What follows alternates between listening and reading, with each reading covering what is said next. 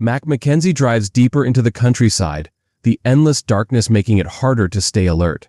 His mind runs over the events of the past few days, searching for patterns or clues he might have missed. Jamie finally breaks the silence, asking Mac why he's so determined to help her. Her voice is soft, almost hesitant, as though she's unsure if she wants the answer. Mac pauses before answering, his tone quiet but firm. He tells her that it isn't just about her brother, it's about doing what's right. He admits that he's made mistakes in the past, but helping her is something he knows he can't walk away from. Jamie looks at him with a mix of gratitude and sadness, understanding his burden. As the car climbs a narrow hill, Mac notices headlights appear in the distance behind them. His entire demeanor shifts as he grips the wheel tighter, his voice sharp as he tells Jamie to hold on. The chase isn't over yet, and Mac knows they'll have to fight to survive the night. The sudden appearance of headlights behind them sends a jolt of urgency through Mackenzie. He steps on the gas, the car speeding down the winding road as he tries to put as much distance between them and their pursuers as possible. Jamie clings to her seat, her fear evident, but she doesn't say a word, trusting Mac to get them out of this. The road becomes narrower, with sharp turns testing Mac's driving skills. He glances at the rearview mirror, the headlights growing brighter as the other car gains on them. Mac mutters under his breath, frustrated by how quickly they've been found. He knows he'll need to outthink them, not just outrun them. Spotting a side trail that leads into a dense patch of woods, Mac makes a split-second decision. He veers off the main road, the car jolting violently as it bounces over the uneven terrain. Jamie stifles a gasp, holding on tightly. The trees close in around them, creating a natural cover. Mac kills the headlights and engine, plunging them into silence. They sit frozen, listening as the other car roars past, unable to spot where they've gone. In the suffocating darkness of the woods, Mackenzie waits in tense silence, his ears straining to catch any sound of their pursuers. Jamie barely breathes beside him, her fear palpable. Minutes pass like hours, the hum of the other car fading into the distance. Mac finally exhales, his grip on the steering wheel loosening slightly. He whispers to Jamie, telling her they need to stay off the main roads for now. She nods, her trust in him unshaken despite the chaos. Restarting the engine, Mac drives cautiously through the dense trees, navigating by instinct. Every crack of a branch or rustle of leaves puts him on edge, but he presses on. After what feels like an eternity, they emerge from the woods onto a narrow dirt road. It's barely visible in the moonlight, but it's better than staying trapped among the trees. Jamie asks where they're headed, and Mac admits he doesn't have a clear answer yet. He reassures her, though, promising they'll figure it out. For now, survival is their only goal, and Mac knows they can't afford another close call like this. Mackenzie drives cautiously along the narrow dirt road, his eyes scanning for any signs of danger. The stillness of the night feels unsettling, as though the woods are holding their breath. Jamie shifts uncomfortably in her seat, breaking the silence to ask what they'll do if the pursuers catch up. Mac's voice is steady but firm, as he assures her they won't let that happen. The road begins to widen slightly, leading them to an open field. Mac slows the car, taking a moment to check their surroundings. He pulls over, cutting the engine, and steps out to assess the area. Jamie follows hesitantly, wrapping her arms around herself against the chill of the night. As Mac studies the landscape, his sharp instincts tell him this isn't a safe place to stop for long. He looks up at the sky, noting the first hints of dawn on the horizon. They've made it through the night, but he knows daylight will make it harder to stay hidden. He turns back to Jamie, telling her they'll need to find better cover soon. Without waiting for her response, he gets back in the car, his resolve unshaken. As the first light of dawn breaks over the horizon, Mackenzie's mind races with plans and contingencies. He knows they can't afford to linger here much longer. The open field offers no real cover, and they've already pushed their luck by staying put for as long as they have. With a quick glance at Jamie, he starts the car again, heading off down the road, determined to stay one step ahead of anyone who might be following. The drive is slow as they navigate through the early morning fog, the landscape shifting between fields and small clusters of trees. Mac keeps his eyes on the rearview mirror, but the road seems empty, no sign of pursuit, at least for now. He remains cautious, knowing that being caught off guard now would be their biggest mistake. Jamie, still shaken but resolute, sits beside him, her silence telling Mac she's just as aware of the danger they're in. Finally, they approach a small town. Mac slows the car, debating whether to stop for supplies or risk drawing attention to themselves. After a tense moment, he pulls into a gas station, careful to keep a low profile. He tells Jamie to stay in the car while he takes a quick look around, his eyes scanning the area for any sign of trouble. Every movement is calculated, as he knows that any slip-up could cost them their freedom. Mackenzie steps out of the car, his boots crunching on the gravel as he makes his way toward the gas station's entrance. His senses are heightened, every small sound making him more alert. He glances around, watching the few people coming and going, none of them paying him much attention. Mac knows that's a good thing. He doesn't want to stand out, but he can't shake the feeling that someone might be watching. He moves quickly, pretending to examine the fuel pumps as he keeps an eye on the station's interior through the windows. No one seems to be acting suspicious, but Mac doesn't take any chances. He enters the store, grabs a bottle of water, and pays for it without a word. He doesn't look around too much. He's learned the hard way not to draw attention. The cashier gives him a quick nod, but nothing more, and Mac returns to the car.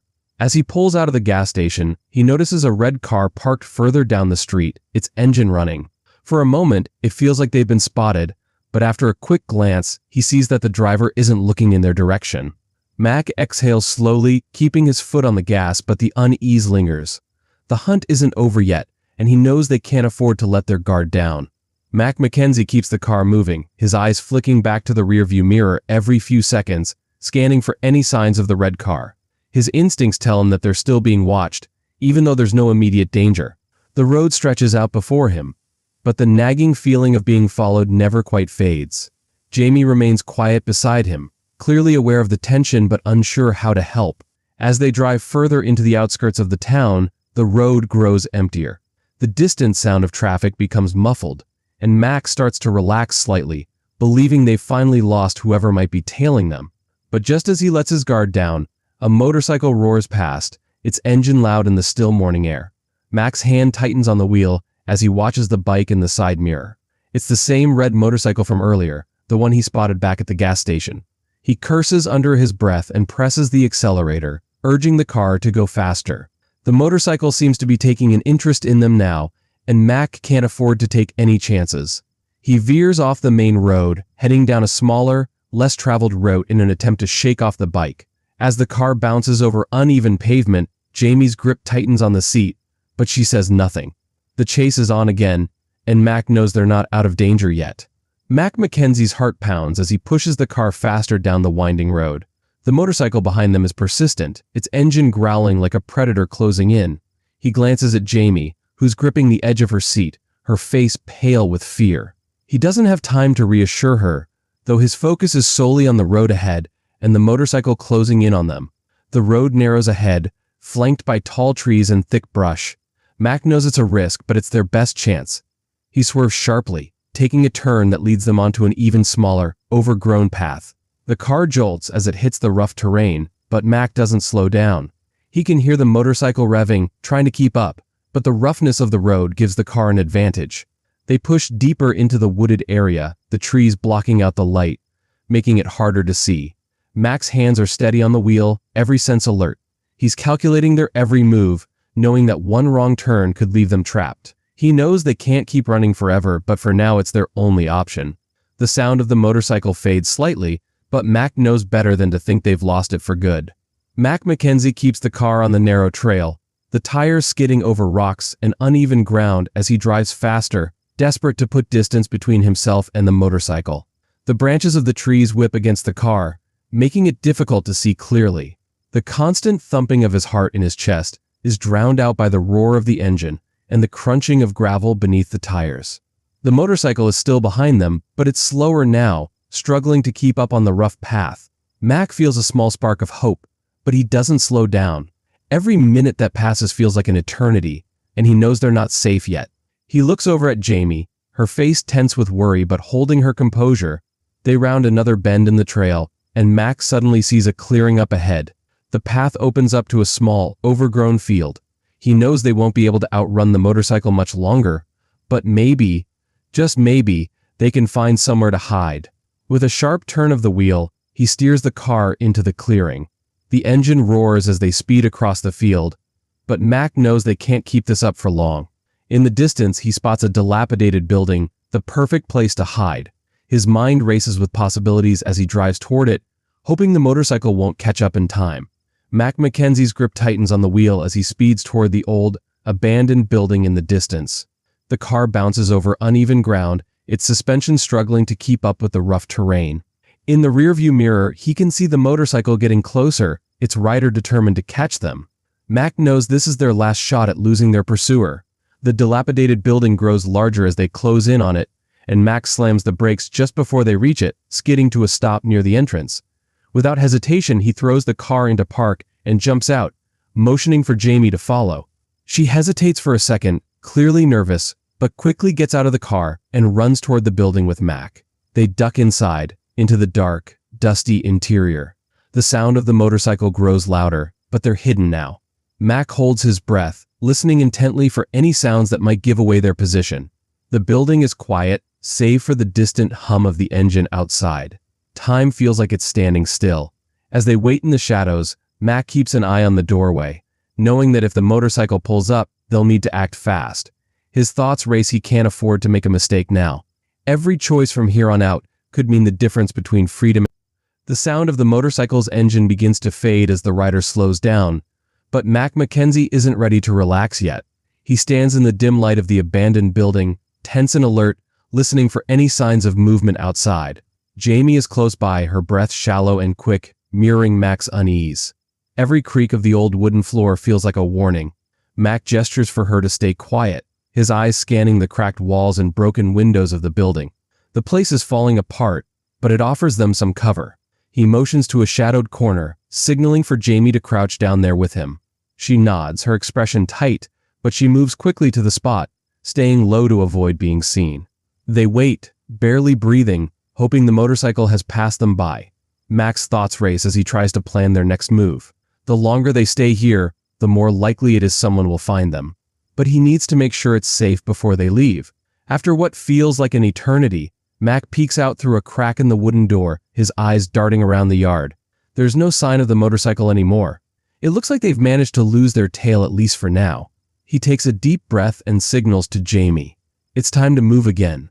Mac Mackenzie steps cautiously out of the abandoned building, the quiet of the surrounding area almost unnerving after the adrenaline-filled chase. He gestures to Jamie to follow him, but he's not taking any chances. His eyes are scanning the surroundings, every rustling leaf or distant sound setting his nerves on edge. They're not out of danger yet. The area around the building is overgrown, with weeds and tall grass making it difficult to move quietly. Mac moves quickly, but carefully, leading Jamie toward a narrow path that seems to wind through the woods. It's a risky choice, but the dense trees will provide cover and hopefully keep them hidden for a little while longer. The last thing they need is to be spotted again. As they move deeper into the forest, Mac glances over his shoulder, half expecting to see the motorcycle appear out of nowhere. But the woods remain empty, and he lets out a quiet breath, trying to calm his racing heart. They've bought themselves a little time, but Mac knows they need to keep moving. Staying in one place for too long could be their downfall. The path becomes steeper, and the ground is slippery with loose dirt and fallen leaves. Mac keeps his pace steady, pulling Jamie along as she follows close behind. There's no turning back now. They've crossed a line, and there's no going home. All they can do is keep running. Mac Mackenzie and Jamie continue down the narrow, treacherous path, the silence of the forest pressing in on them. Mac's mind is racing, but he forces himself to stay focused, one step at a time. The trees around them grow thicker, and the trail becomes harder to navigate. Every crack of a twig or rustle of leaves makes his heart jump, but they can't afford to stop. He knows they need to get far away, far enough to be safe from whoever's hunting them. Jamie's steps are quieter now, her pace slower as she struggles to keep up with the uneven terrain. Mac casts a quick glance back at her. He wants to say something, reassure her, but there's nothing to say. The danger isn't over. In fact, it might just be beginning. After what feels like an eternity, they reach a small clearing. Mac pauses, taking a deep breath as he surveys the area. The trees give way to an open space, and for a brief moment, it seems like they might have found a safe place. But Mac isn't fooled. The clearing is too open, too exposed. They need to keep moving. He pulls Jamie to the side, leading her toward a cluster of bushes where they can take a moment to rest without being seen. As they crouch down, Mac listens carefully, his eyes darting around, always on alert. The faint hum of the motorcycle is still in the air, but it's distant now, fading as time passes. They've lost their immediate tail, but Mac knows it's only a matter of time before they're back on their trail. Mackenzie and Jamie crouch low in the bushes, their breathing quiet but labored. The sounds of the forest seem distant, muted, as Mac strains to hear anything out of the ordinary. He's been on edge for too long, and every rustle of leaves feels like a warning. He scans the surroundings once more, but everything remains still. The motorcycle is gone for now, but he knows they can't afford to relax. Mac leans closer to Jamie, his voice barely a whisper. "We need to keep moving." "No more stop," she nods, her face pale but determined. She doesn't argue. Both of them know how dangerous this situation is. They slip out of the bushes, keeping low, and begin moving again, their steps careful. The path through the forest is rugged and uneven, but it's their only option. Mac's mind is calculating every move, every potential risk, but right now, the most important thing is to stay ahead. As they move deeper into the woods, Mac feels a sense of urgency. The farther they get, the better their chances of escaping, but with each passing moment, the risk grows. Someone's bound to come looking for them. Mac's thoughts flicker to the things that could go wrong, but he shuts them out. Focus. One step at a time. The forest is dense, but it also feels like they're running out of time. Every step is one closer to safety or danger. Mac forces himself to push forward, leading Jamie through the thick trees, determined not to let their guard down, even for a second. Mackenzie keeps leading Jamie through the dense forest, every step carefully calculated. The trees seem endless, their thick trunks and overhanging branches providing cover but also creating an oppressive, suffocating feeling. The forest floor is uneven, covered in roots and damp leaves, making it difficult to move quickly. Mac can hear Jamie struggling to keep up behind him, but she doesn't complain. Just a little farther, Mac whispers over his shoulder, trying to sound reassuring. Jamie nods, her face weary but resolute. She's scared he can see it, but she's also determined. They don't have the luxury of slowing down. As they push forward, Mac's sharp eyes catch sight of something in the distance, a faint glimmer of light filtering through the trees. He pauses, holding up a hand to signal Jamie to stop. "Stay here," he says softly. Jamie looks worried but obeys, crouching down behind a large tree. Mac moves silently toward the light, every step cautious and deliberate. He peers through the foliage and spots a small cabin nestled in a clearing. It's old and weathered, the windows dark. It looks abandoned, but Mac knows better than to assume anything. It could be a trap, or it could be their only chance to find shelter. He retreats back to Jamie and tells her what he's seen. "There's a cabin ahead. We'll check it out, but stay close." Jamie hesitates for a moment, then nods. Together they creep toward the clearing, their hearts pounding as they approach the cabin, unsure of what or who might be waiting inside. Mackenzie and Jamie approach the old cabin with measured steps, their senses heightened. The clearing feels too quiet, and Mac can't shake the feeling that something's off. He gestures for Jamie to stay behind him as they reach the edge of the building. The wood is weathered and cracked, and the faint scent of dampness lingers in the air. Mac carefully peers through one of the dusty windows. The inside is dimly lit by the fading daylight, revealing a sparse interior with a table, a few chairs, and a fireplace. It looks abandoned, but Mac knows better than to let his guard down. He signals to Jamie, and they move toward the door. The hinges creak loudly as Mac pushes the door open, the sound cutting through the silence like a warning. He steps inside first, scanning every corner of the room, his hand instinctively reaching for his weapon. Jamie follows close behind, her footsteps hesitant. The cabin appears empty, but Mac doesn't relax. "Stay here," he says firmly, his voice low. Jamie nods, staying near the doorway as Mac moves through the small space, checking every nook and cranny. There's no one here, but the cabin shows signs of recent use: a half-burned log in the fireplace, a few scattered belongings on the table. Someone had been here, and possibly not long ago. Mac's mind races. Could it be safe to rest here, even for a short while? Or was this place still being watched? He turns back to Jamie, who's looking around nervously. "We can't stay long," he says, "but it'll give us a moment to regroup." Mackenzie continues to inspect the cabin, every detail heightening his suspicion. The faint smell of wood smoke still lingers in the air, and the items on the table, a mug, a torn piece of paper, and a knife, look like they were left in a hurry. He picks up the paper, scanning it quickly, but it's blank on one side and smudged with dirt on the other. It doesn't tell him much, but it confirms what he already suspected: someone was here recently.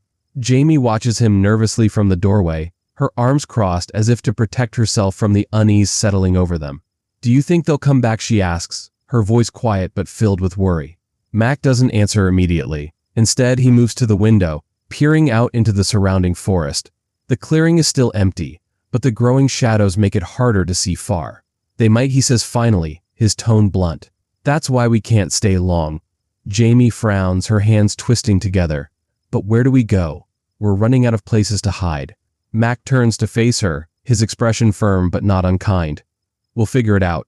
Right now, we need to focus on what's next. He checks his watch, noting how little daylight they have left. The idea of traveling through the woods at night isn't appealing, but staying here feels even riskier. He starts rummaging through the cabin, searching for anything useful. There's little to find: a dusty lantern, an empty canteen, and a few old blankets. Still, he grabs what he can. Every little bit might help. As the minutes pass, the tension grows. Mac knows they're walking a fine line between safety and danger. The cabin might offer a brief reprieve, but it's no sanctuary. Time is against them, and they'll need to move soon if they want to stay ahead. Mac Mackenzie finishes gathering what little he can from the cabin, his movements quick and efficient. Jamie stays by the doorway, her eyes darting nervously between Mac and the forest outside. The weight of their situation presses down on them both, the quiet of the cabin offering no real comfort. Mac glances at her and nods toward the blankets he's stuffed under his arm. This isn't much, but it'll help if we have to spend the night outside. He speaks calmly, but his mind is racing. Every second they stay here feels like an invitation for trouble. Jamie hesitates, then steps further into the cabin. Mac, what if they're already watching us? What if they're just waiting for the right moment? Her voice is steady, but there's a tremor beneath it. Mac steps closer to her, his expression firm. If they were here, they'd have made a move by now. But that doesn't mean we're safe. We have to trust that moving is better than